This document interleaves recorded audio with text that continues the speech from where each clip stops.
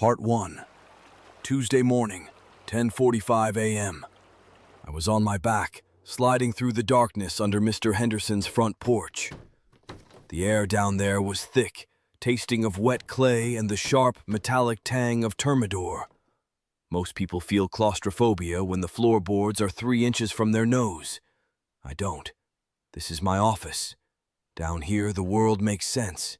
You have a structure, you have a pest, and you have a solution. Mr. Vacek?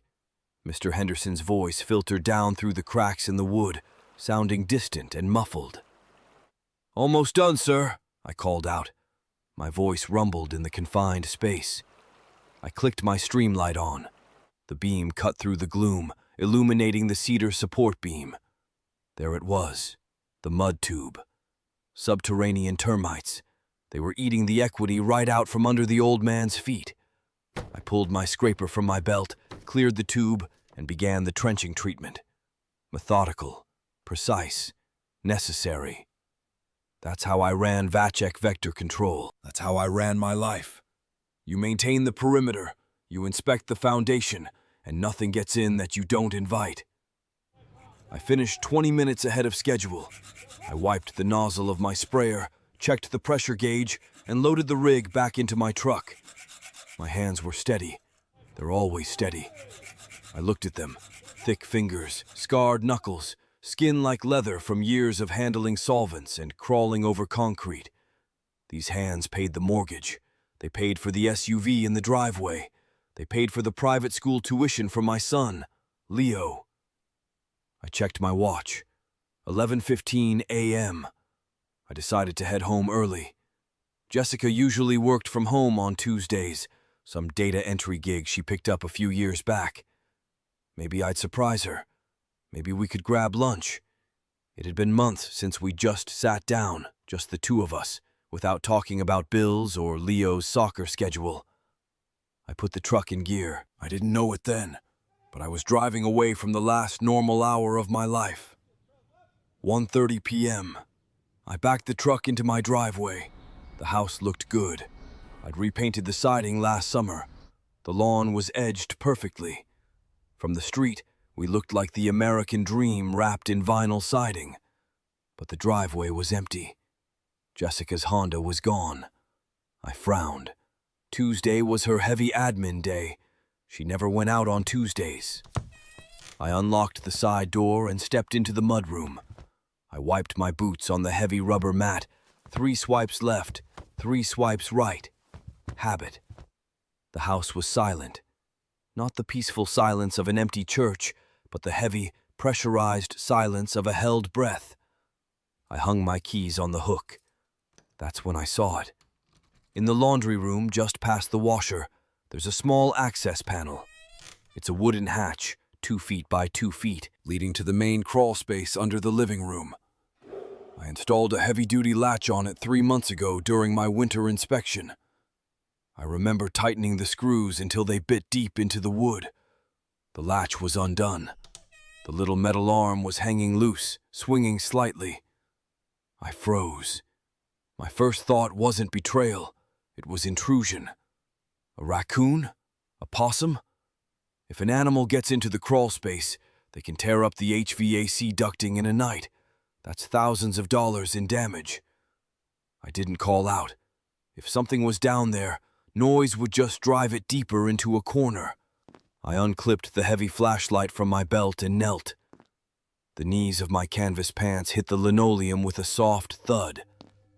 I pulled the hatch open. The smell hit me first. It wasn't the musk of a rodent. It wasn't the rot of a dead animal. It was a wave of stale air carrying the scent of expensive cologne and old tobacco. I paused, my hand hovering over the opening. That smell didn't belong in my house. It definitely didn't belong under my floor. I clicked the light on and slid inside. The crawl space was tight. I had to pull myself forward on my elbows, army crawling over the plastic vapor barrier I'd laid down 5 years ago. The dirt beneath was cool. Above me, the floor joists were a rhythmic pattern of pine. I crawled about 20 feet in, toward the center of the house, right beneath the living room. Quote 2, I whispered. The beam of my light landed on the HVAC trunk line, but the insulation around it was wrong. The pink fiberglass bats, the ones that should have been tucked neatly between the joists, had been pulled down. They were piled on the ground, matted down. Someone had made a bed. I crawled closer, my heart starting a slow, heavy hammering against my ribs. This wasn't a rat's nest. This was deliberate. The insulation was arranged in a rectangle, wide enough for a person, wide enough for two. I shone the light around the perimeter of the nest. Sparkle. Reflection. I reached out with a gloved hand and picked up a small glass bottle. Remy Martin Louis XIII. It was a miniature, the kind you get in a high-end hotel minibar or a first-class flight. I turned it over in my fingers. Empty. I swept the light further. Another bottle, then a third. And there, pressed into the dirt like a deliberate insult, were the cigarette butts. Parliament Night Blue. I don't smoke. Jessica smokes ultralights, but only when she drinks, and never inside. These were full-flavor filters. I sat back on my heels, hunching over to keep my head from hitting the subfloor. The realization washed over me like cold water. Someone had been down here. Recently. The ash on the cigarette butts hadn't absorbed the ambient moisture yet. It was fresh. I looked up at the wood above me. That was my living room floor. Someone had been lying here, drinking cognac that cost more than my weekly grocery bill, smoking cigarettes, and listening to my family walk around upstairs. A nest. That's what we call it in the business when pests establish a habitation.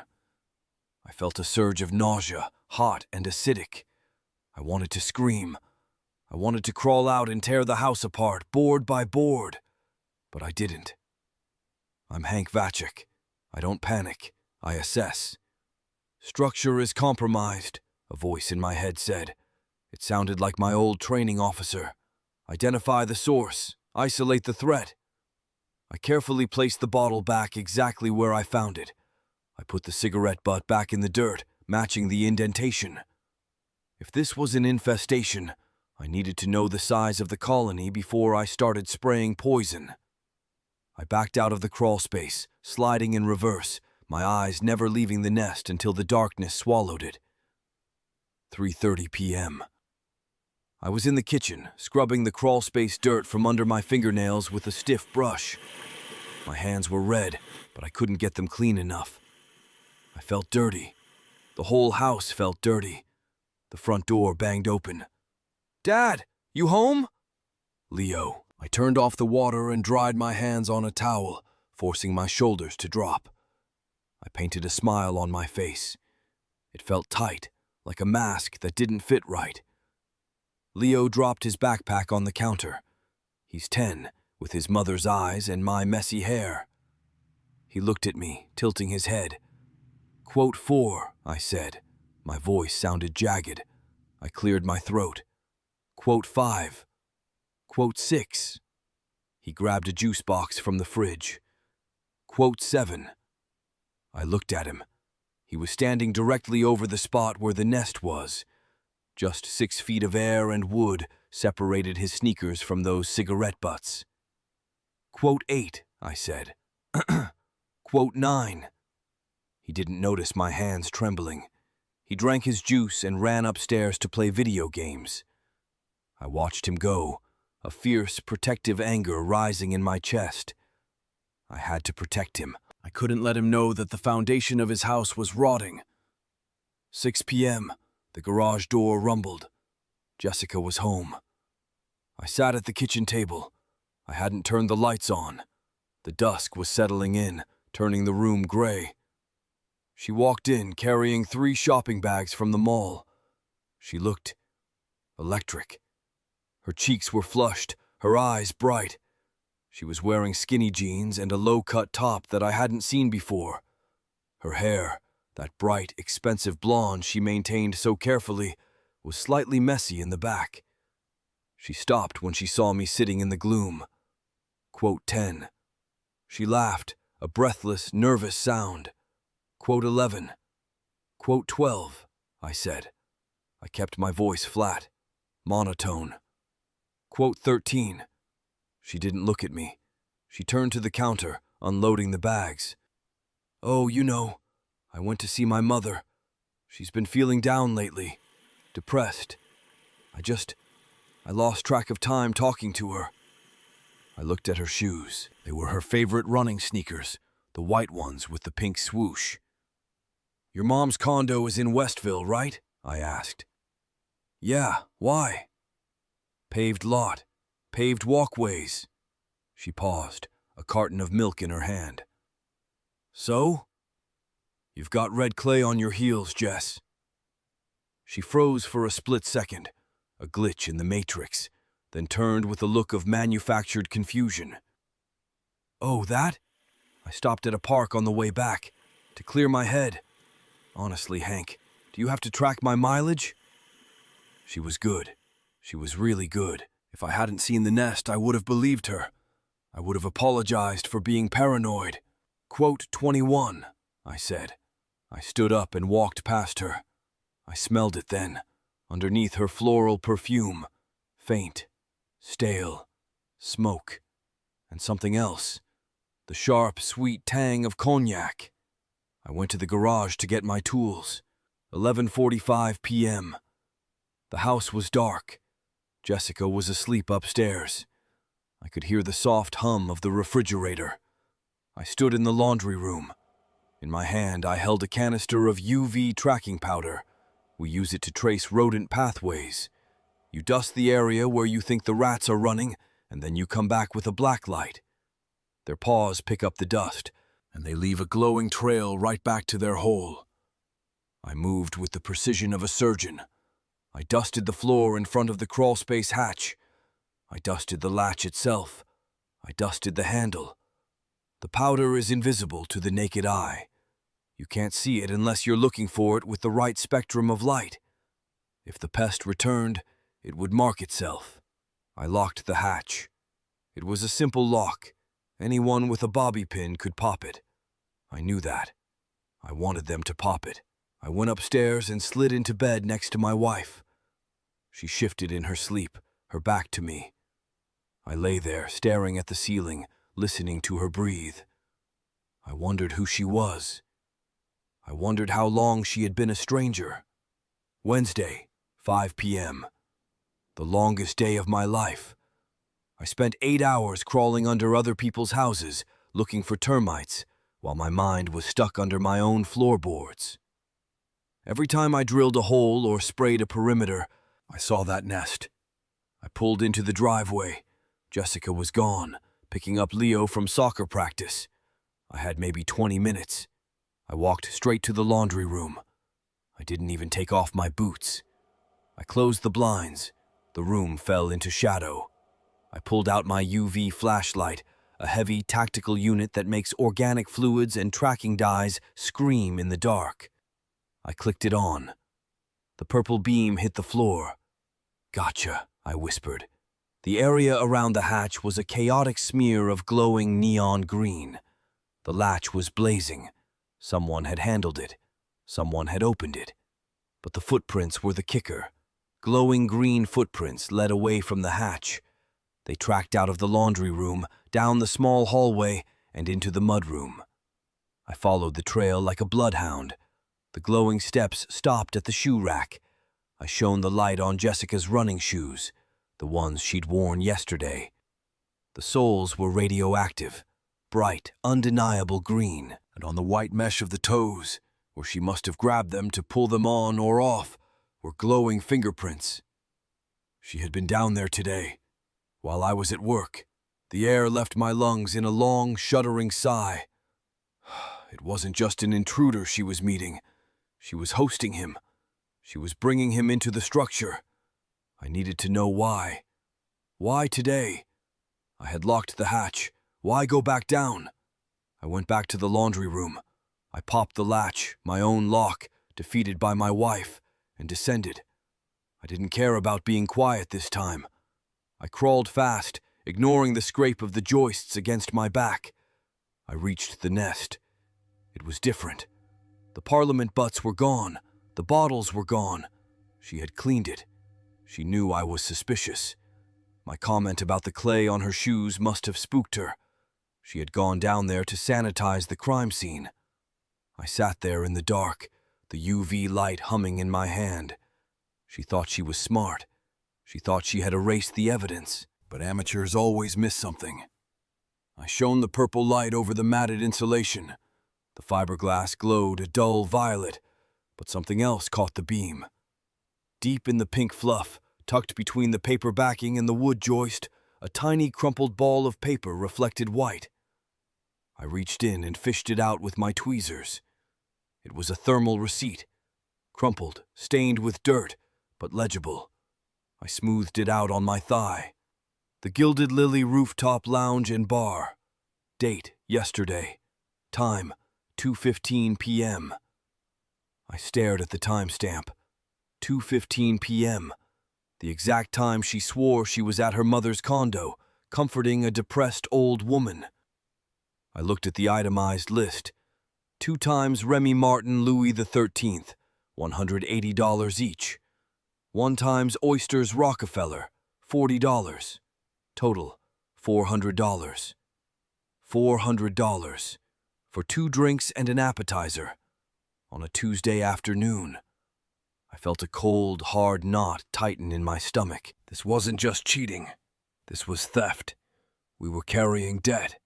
I was working overtime shifts on weekends to pay down the credit cards she said were for _23_, and she was drinking $180 cognac on a rooftop bar with some guy who smoked parliaments. I folded the receipt carefully and placed it in my breast pocket, right next to my heart. Structure is compromised. I turned off the light. I lay there for a moment in the absolute darkness of the crawl space, listening to the house settle. It was time to start the extermination. Part 2. I folded the receipt carefully and placed it in my wallet, right behind my pesticide applicator license. Tuesday night, near midnight. The house was quiet, that heavy, settling silence of a structure cooling down after a hot day. I couldn't sleep. My mind was running diagnostics, ticking through variables like a jammed pump. I went out to the garage. The concrete floor was cold through my socks, but I didn't care. I needed to inspect the equipment. Jessica's SUV was parked crooked, the front tire over the yellow tape I'd put down years ago to help her align it. I walked around to the driver's side. The engine block was ticking, metal contracting. Still warm. She'd been home for 3 hours, or so she said. I pulled my heavy-duty mag light from the workbench, clicked it on. The beam cut through the dark, illuminating the dashboard. I keep a logbook in my truck. Every oil change, every tire rotation, I write it down. Jessica laughs at it, says I'm obsessed, but machines don't lie. People do. Machines just wear out if you don't maintain them. I checked the odometer through the glass. Then I checked my notebook. 400 miles. In 2 weeks, she'd put 400 unaccounted miles on the engine. That wasn't grocery runs. That wasn't picking up Leo from soccer. That was distance. That was commuting. I opened the door. The interior light didn't come on. She must have disabled it. I leaned in, inhaling deeply. Under the smell of her vanilla air freshener, there was something else. Sharp, musk and citrus. A man's cologne. Expensive stuff, maybe, but applied too heavy, like it was trying to cover something up. And underneath that, stale tobacco. I closed the door. The latch clicked, a solid mechanical sound. The pest has a range, and now I knew the radius. Wednesday morning, 0600 hours. The sun wasn't up yet. The house was gray and still. I moved to the laundry room, stepping over the basket of unparalleled socks Jessica had left in the hallway 3 days ago. I opened the closet door and looked up at the crawl space hatch. It was just a piece of plywood painted white, blending into the ceiling. To anyone else, it was just access. To me, it was a point of entry. I opened my field kit and took out a small canister. UV tracking powder. We use it for rats. You dust the run, the rat walks through it, and then you follow the glowing footprints back to the nest. It's a fine dust, sticks to everything. Skin, fur, fabric. Totally invisible in normal light. I put on latex gloves. I didn't want to track it myself. Carefully, holding my breath so I didn't inhale the particulate, I dusted the handle of the hatch. Then I dusted the top of the step stool she kept tucked in the corner. Finally, I dusted the linoleum floor directly under the access point. I wiped the canister down, put it back in my bag, and stripped the gloves. I stood there for a second, listening to the water heater hum. This didn't feel like marriage. It felt like work. It felt like setting a snap trap behind a dishwasher. But you don't catch a pest by asking it nicely to leave. You catch it by understanding its habits. I left for work before she even rolled over. Wednesday evening, 7:30 p.m. "Can you pass the salt?" Jessica asked. We were sitting at the dinner table. Leo was pushing his peas around, building a green dam against a river of gravy. Jessica was scrolling on her phone, the blue light reflecting in her glasses. "Leo needs new cleats," she said, not looking up. "The elite camp starts next month. It's $400. "I just paid for the registration," I said. My voice sounded calm, gravelly. "400 is steep for shoes."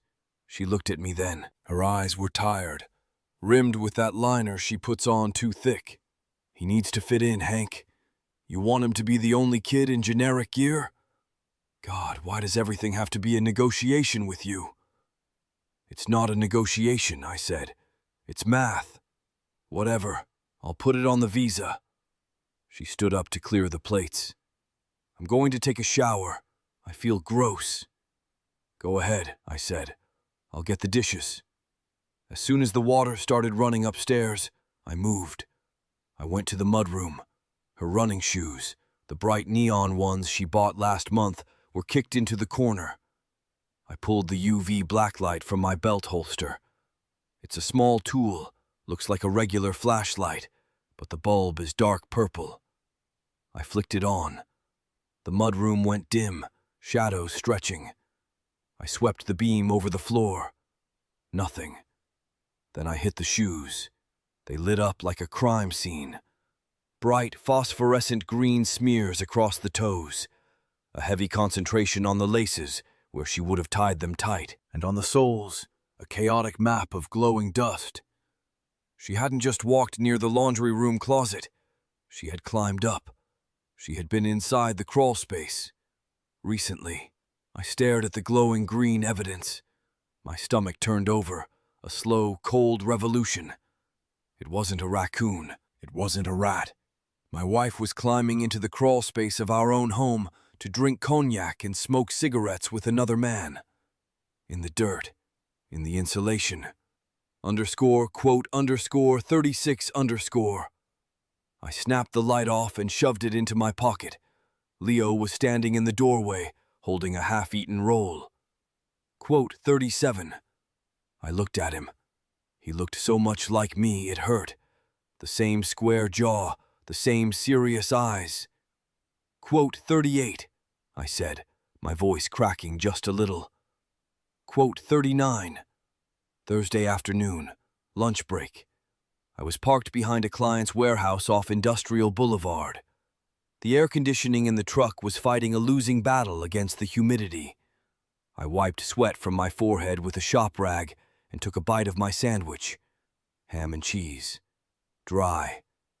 I pulled out my phone. I'm not big on social media. Vacek Vector Control has a Facebook page I haven't updated since 2019, but I know how to search. I typed in the location from the receipt I found in the nest. The Gilded Lily. It was a rooftop bar downtown. The kind of place that charges $20 for a drink with an ice cube the size of a baseball. I started scrolling through the geotagged photos. Hundreds of them. People posing with duck lips, holding up drinks, trying to look richer than they were. It took me 20 minutes. There. Posted 2 days ago. It was a wide shot of the bar captioned, "Vibes Immaculate." In the background, near the railing, a blur of blonde hair. I pinched the screen, zooming in. The image pixelated, but I knew that dress. It was the blue one with the low back. She told me she threw it out because it was too slutty. She was laughing, head thrown back, neck exposed. She looked light, younger. And across from her was a man. He was wearing a suit that looked sharp from a distance, navy blue, slim fit. Dark hair slicked back. He was holding a glass of amber liquid, leaning in like he was telling her the secrets of the universe. I scanned the other photos from that night. I found one where he was in the foreground. Someone had tagged him. Julian Thorne, CEO, Apex Horizon Holdings. I opened a new tab, typed it in. The website loaded. It was all stock photos of handshakes and glass buildings, words like synergy, decentralized wealth, and future-proofing. No address, no phone number, just a contact form. I've seen termite damage like this. The wood looks solid on the outside, paint is perfect, but you tap it with a screwdriver and it punches right through to the hollow rot inside. I dialed Mike Vanderwall. Mike and I went through the academy together 20 years ago. I went into pest control. He stayed on the force until his knees gave out, then opened a PI firm. "Vacek," he answered. "You calling to pay me back for that beer in 08? "I need a run on a name, Mike." He heard the tone in my voice. The joking stopped. "Go ahead." "Julian Thorne. Claims to be CEO of Apex Horizon Holdings. I need everything. Financials, residence, criminal history, and check for aliases." "Is this personal, Hank?" "Just run it, Mike." "All right. Give me 24 hours. I need it tonight." "You're a pain in my ass, Vacek. I'll call you." Thursday night, 11 p.m. The house was asleep. I was sitting at the kitchen table, a single lamp on. I had intercepted the mail from the recycling bin. Jessica usually filters it, tossing the bills she doesn't want me to see. But she slipped up. I held the letter in my hand. It was from the bank. Notice of draw. Home equity line of credit. I stared at the numbers. $50,000. Transferred to an account labeled Apex Horizon. My signature was at the bottom of the authorization form. I looked at it closely. It was good, really good. But the pressure was wrong. I press hard when I write. Habit from using carbon copy invoices for 20 years. This signature floated on the paper. She traced it. $50,000. That was the equity in the house. That was the safety net. That was Leo's college fund. She hadn't just cheated on me. She had liquidated our life. I put the letter down on the table. My hands weren't shaking. They were completely still. That's what happens when I get angry. I go cold. I go quiet. I took a folder from my bag labeled Audit. I slid the letter inside, right next to the receipt and the printout of the UV-stained shoes. Friday evening, 8 p.m., I told Jessica. She was on the couch watching some reality show where people yell at each other in expensive houses. Quote, 5, 6. She didn't even look away from the TV. "Okay, don't wake me when you get in." "I won't." I drove downtown. I was wearing my uniform, gray button-up with Vacek vector control embroidered on the chest, canvas pants, work boots. People think a uniform makes you stand out. It doesn't. In a service elevator, in an alley, in a kitchen, a uniform makes you invisible. You're just part of the machinery that keeps the building running. I parked the truck 2 blocks away and walked to the Gilded Lily. I went around back to the service entrance. A kid smoking by the dumpster nodded at me. "Quote 59, he asked. "Quote 60, I said. I took the service elevator to the roof. The doors opened and the bass hit me in the chest. The air smelled of ozone, expensive perfume, and lime juice. It was crowded. Young guys in loafers, girls taking selfies. I moved along the perimeter, sticking to the shadows near the HVAC units. I pulled out my bait gun, just a prop to hold in my hand. I scanned the tables. There, corner booth. Jessica was wearing a black dress I'd never seen. She looked nervous. Her leg was bouncing under the table. She kept checking her phone. Julian was sitting opposite her. Now that I was 20 feet away, the _61_look fell apart. The cuffs of his jacket were frayed. The collar of his shirt was slightly yellowed. His shoes, leather loafers, were scuffed at the toes, and the heels were worn down at an angle. He was swirling his drink, Remy Martin, no doubt. He looked relaxed. Too relaxed. The waiter dropped the check. I watched, feeling like I was looking through a microscope. Julian patted his chest pocket, then his pants pocket. He frowned, looked at Jessica, gave a helpless little shrug. Oh, silly me. Left the wallet in the Bentley. Jessica didn't hesitate. She dug into her purse and pulled out the Visa, the one that was already maxed out. She handed it to the waiter with a smile that looked painful, like it was physically hurting her face. Julian reached across the table and took her hand. He kissed her knuckles. She blushed, looking down. It wasn't romance. It was a transaction. He was a parasite. She was the host. He was extracting resources, feeding on her insecurity, and she was thanking him for it. I felt a surge of bile, but I swallowed it down. Not yet. Friday night, 9:15 p.m. They stood up. I packed the bait gun and hit the service elevator button. I needed to beat them to the street. I was in my truck, engine off, watching the entrance when they came out. They didn't get into a car together. Jessica hailed a rideshare. She stood on the curb, hugging him. She buried her face in his neck, clinging to him. He patted her back, rhythmically, impatiently. 1, 2, 3, release.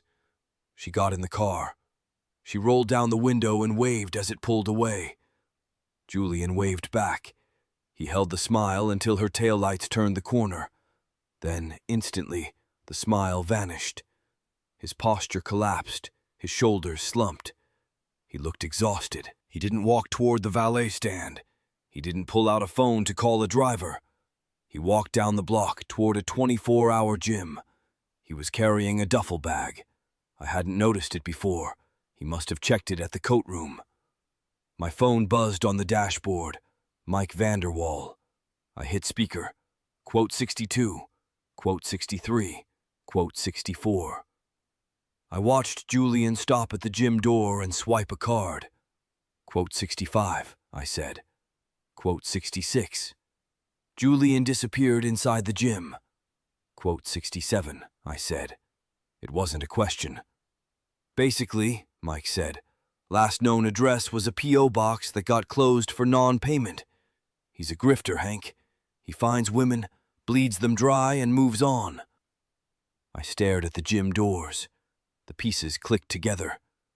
The structural integrity of the lie collapsed, revealing the ugly framework underneath. The crawl space, the insulation matted down into a bed, the empty bottles, the cigarette butts. He wasn't hiding in my house because it was thrilling. He wasn't sneaking in for a quick rendezvous. He was living there. Jessica wasn't having a glamorous affair with a high-powered investor. She was being scammed by a homeless drifter who needed a warm place to sleep during the day while I was at work. The _quote_70_ wasn't a love shack. It was a squat. Hank? Mike's voice was tinny on the speaker. You still there? Yeah, I said. I'm here. What are you gonna do? I put the truck in gear. My hands were steady on the wheel. The sadness was gone. The shock was gone. All that was left was the cold, hard clarity of a job that needed doing. I'm going to finish the audit, I said. Then I'm going to fumigate. I hung up. The structure was compromised beyond repair. It was time to bring it down. Part 3. I sat in Sylvia Gretsch's conference room. and I felt like a muddy boot in a bridal shop. The carpet was too plush. The air smelled of lemon polish and billable hours. I kept my hands on my knees so I wouldn't dirty the mahogany table with the grease that never quite scrubs out of my knuckles. Quote 78, Sylvia said. She didn't look up from the stack of papers I brought in. She was a forensic accountant first, divorce attorney second. She looked at numbers like I looked at termite damage, cold, clinical, searching for the structural failure. You said you found this receipt in the crawlspace? Yes, ma'am, I said. My voice sounded too loud in the quiet room.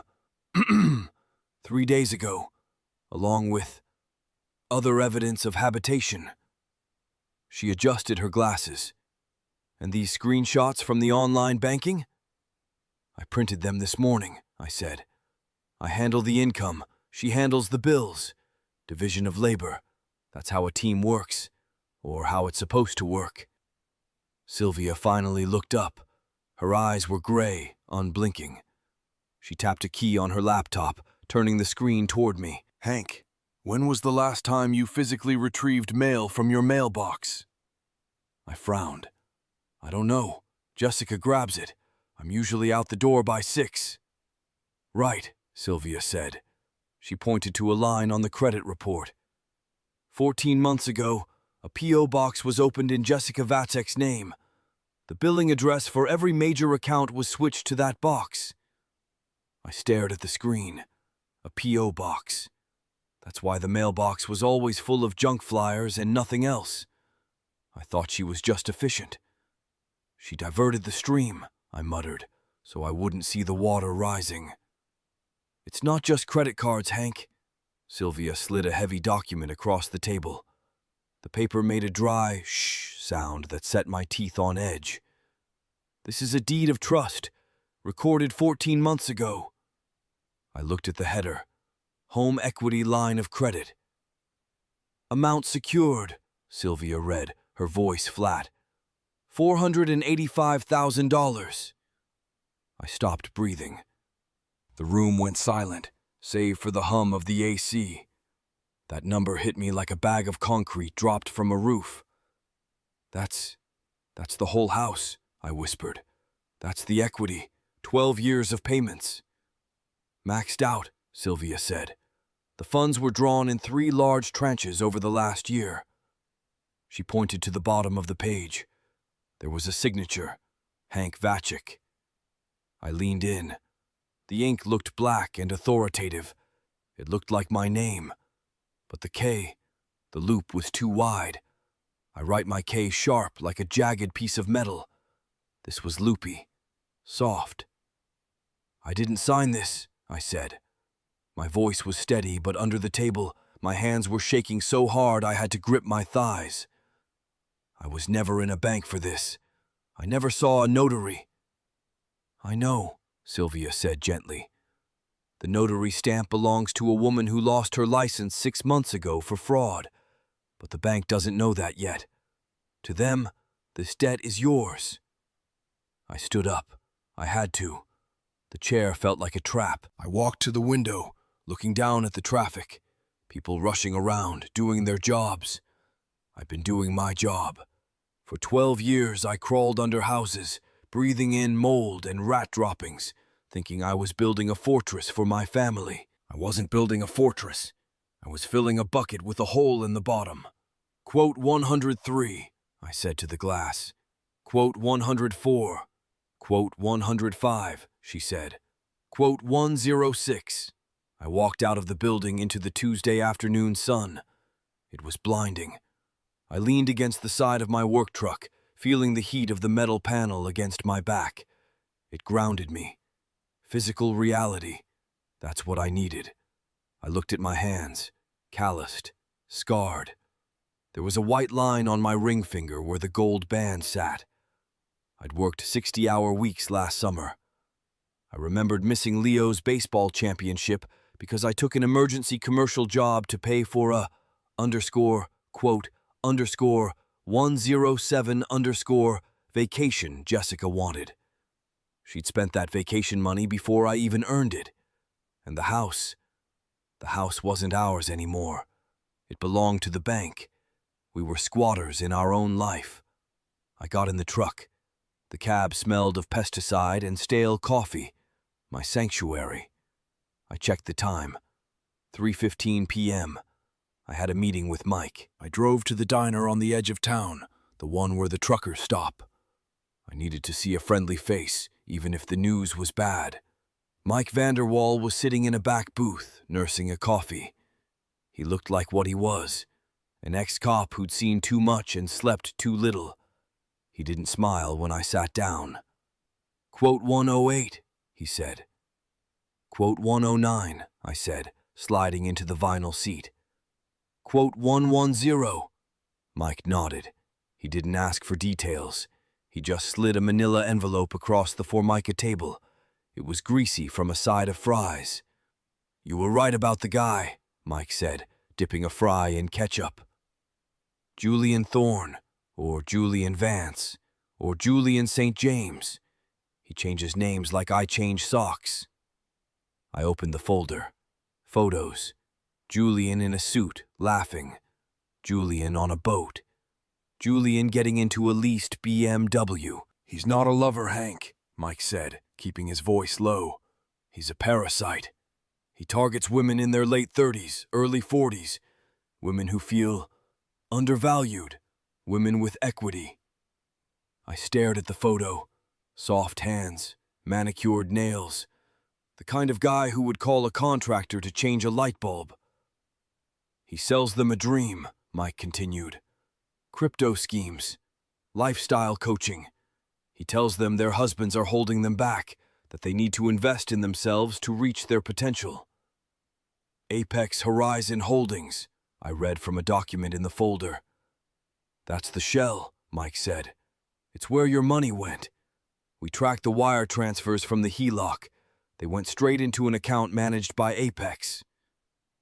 "Is it a real investment?" I asked, though I knew the answer. Mike shook his head. "It's vaporware, buddy. It's a Ponzi scheme of one. He takes the money, spends it on high-end rentals, leased cars, and $180 cognac to impress the next mark. Your wife didn't invest in a business. She invested in his lifestyle." I felt a cold rage settling in my chest. It wasn't the hot, flashing anger of finding another man's cigarette butts. This was colder. This was the calculation of an exterminator finding the queen termite. "She burned our life down," I said quietly, "to impress a con artist." "She thinks she's a partner," Mike said. "That's how he works. He makes them feel smart, important." I closed the folder. "Thanks, Mike." "Hank," Mike said, grabbing my wrist as I stood up. His grip was strong. "Be careful. Guys like this, when they get cornered, they don't fight fair. And your wife, she's deep in the fog. She won't believe you." "I don't need her to believe me," I said. "I just need to stop the bleeding." I pulled into my driveway at 5:30 p.m. The house looked exactly the same as it had this morning. The lawn was green. The siding was clean. A lie. The whole thing was a lie. I walked through the front door. The smell hit me. Vanilla plug-ins. Jessica loved them. She said they made the house smell classy. Now it just smelled like a cover-up. "Mom?" Leo's voice drifted down from upstairs. "It's Dad, buddy," I called out. My voice cracked just a little. "Mom's not home yet." "Oh, okay." The sound of video game gunfire resumed. He was safe. For now. But if the bank came, where would he go? I walked to the kitchen. I needed to find the paper trail. Sylvia said the mail was going to a P.O. box, but Jessica was disorganized. She was sloppy. She would have kept something. A person who drinks Remy Martin in a crawlspace doesn't shred documents. They shove them in a drawer. I checked the usual spots. The kitchen drawer, nothing. The office desk, nothing. Then I remembered the garage. When I'm stressed, I organize my tools. Jessica knows that. She never goes in the garage. It's dirty. It smells of chemicals. To her, it's a quote 136 perfect place to hide something you don't want to look at. I walked into the garage. The air was thick with the smell of gasoline and fertilizer. I scanned the shelves.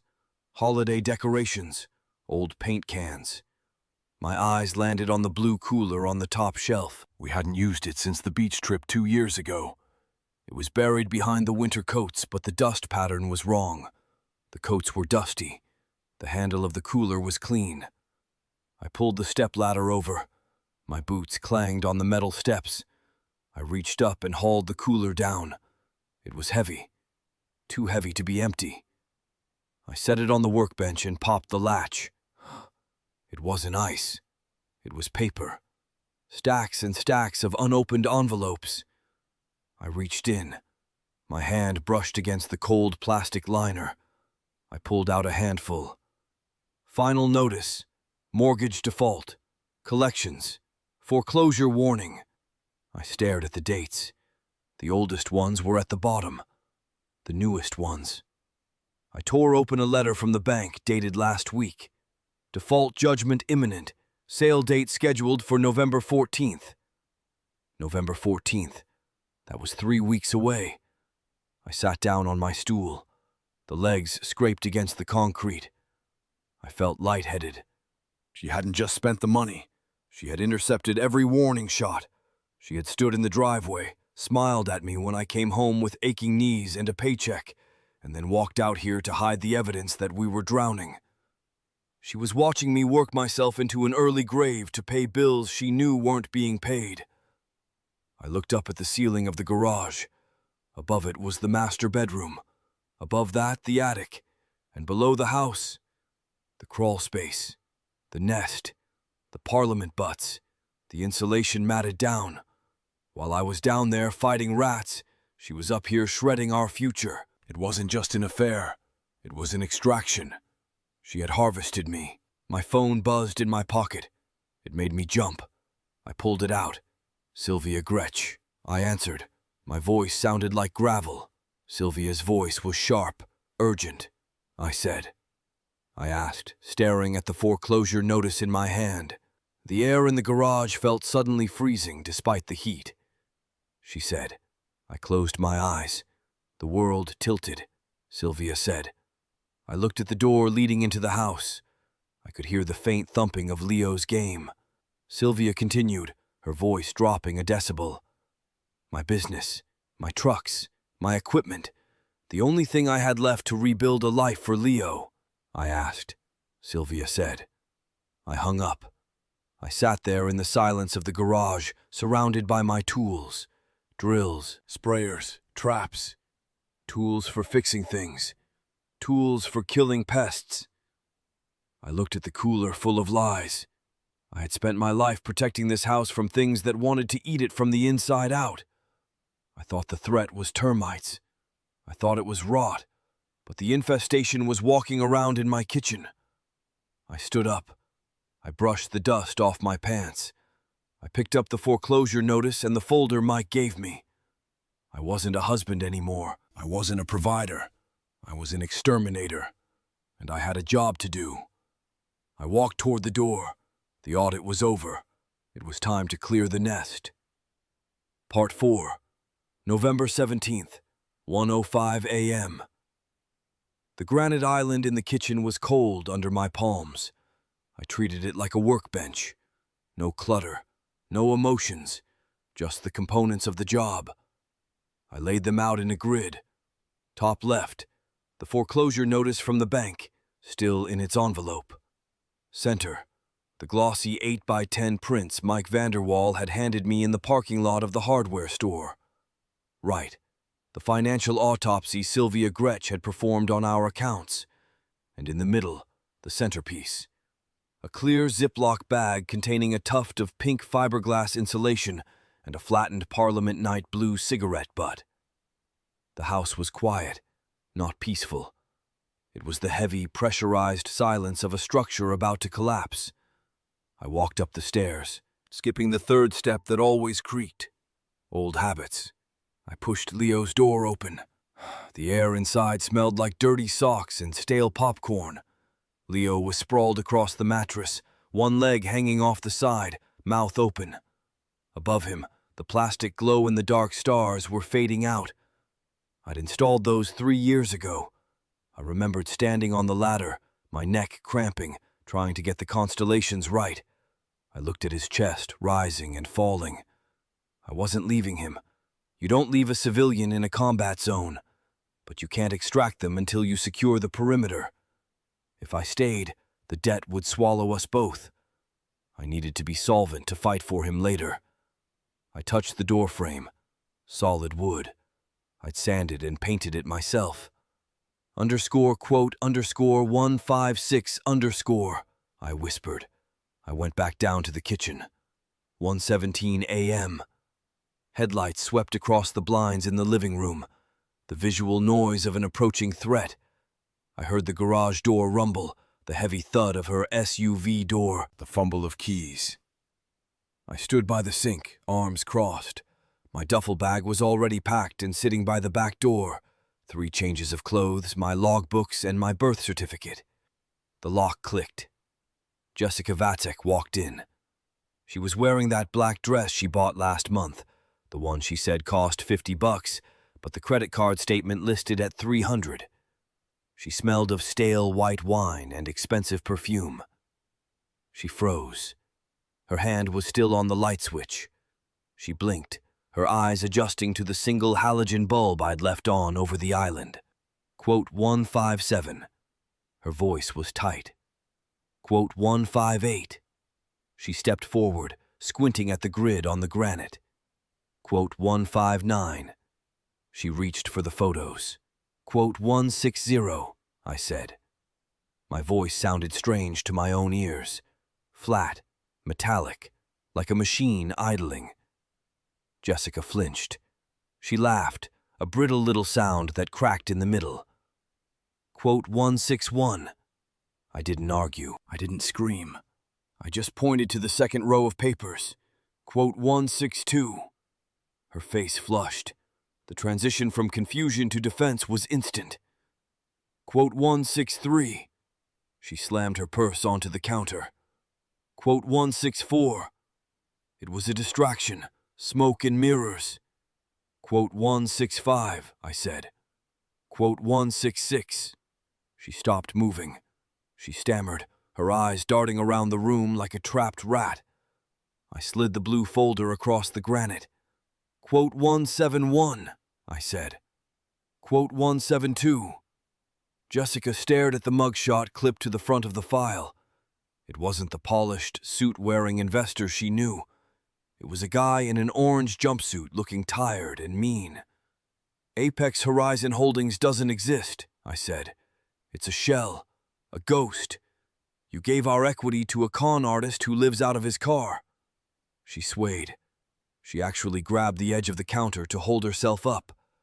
The color drained out of her face, leaving her looking old and terrified under the harsh light. The fantasy world she'd built, the rich boyfriend, the high-stakes investing, the escape from her boring blue-collar husband, dissolved. "No," she whispered. "He showed me the portfolio." "He showed you a PDF he made in Photoshop," I said. "The money is gone, Jessica. All of it." She looked at me, eyes wide and wet. "Hank, please. We can fix this. You can fix this. You always fix everything." "I fix structures," I said. "I don't fix this." I tapped the stack of documents Sylvia had prepared. 2 options. Option A, I file the fraud report Mike compiled. It names you as a co-conspirator. You go to jail for 3 to 5 years. She made a sound like a wounded animal, a jagged, ugly sob. Option B, I continued. You sign these. Uncontested divorce. You take full responsibility for the debt in exchange for the house. "The house?" she sniffled, wiping mascara from her cheek. "But you said—" "The house is worthless. It's a liability. But you get to keep it until the bank takes it. You get to stay here. I walk away clean. No alimony. No debt." It was a brutal trade. Poverty or prison. "Hank, you can't leave me with this," she begged. She reached out to touch my arm. I stepped back. You spent 14 months destroying 12 years of work. Sign the papers. She looked at the pen. Her hand was shaking so bad she could barely hold it. She looked up at me one last time, searching for the guy who used to bring her coffee in bed. He wasn't there. She uncapped the pen. The scratching sound of her signature on the paper was loud in the quiet kitchen. Jessica Vatic. Jessica Vatic. Jessica Vatic. I took the papers. I checked the signatures. Valid. I put them in the manila envelope and sealed it. Quote 190, I said. Quote 191. I walked to the garage door and grabbed my heavy-duty tool belt from the hook. The leather was worn smooth, shaped to my hips. I grabbed my respirator and my license. I was stripping the house of my identity. Jessica was slumped on a bar stool, weeping into her hands. Quote 192, she sobbed. Quote 193, I said. Quote 194. I picked up my duffel bag. The weight felt good, manageable. I walked to the back door. My hand was on the knob when I stopped. I turned back. I reached into the Ziploc bag on the counter. I pulled out the flattened Parliament Night blue cigarette butt, the one I'd found in the crawl space 3 days ago. I walked over to where she was crying and placed it gently on the granite, right next to her car keys. Quote 195, I said. Quote 196. Her head snapped up. Her eyes went wide, staring at the cigarette butt, then at me. The realization hit her like a physical blow. The nest, the insulation, the days I came home late. I knew. I had watched them. I didn't wait for an answer. I walked out into the night. The air was cold and smelled of rain. I threw my gear into the bed of the truck and climbed into the cab. The engine turned over with a reliable roar. Diesel and steel. Things I could trust. I backed out of the driveway. My headlights swept over the lawn I had mowed every Saturday for a decade. I didn't look back at the window. I shifted into drive. The road ahead was dark, empty, and long. I was 40